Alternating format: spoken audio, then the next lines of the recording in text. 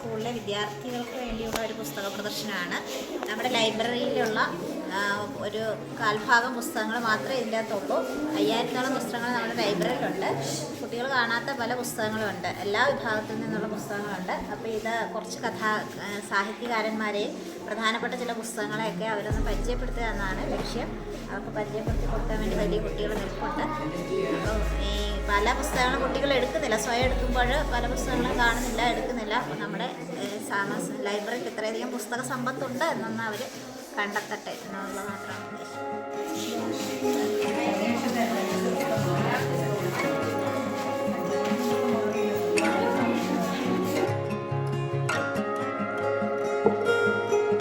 ഞാൻ ഇതുവരെ കാണാത്തതും കേൾക്കാത്തതുമായ ഒത്തിരി സാഹിത്യന്മാർ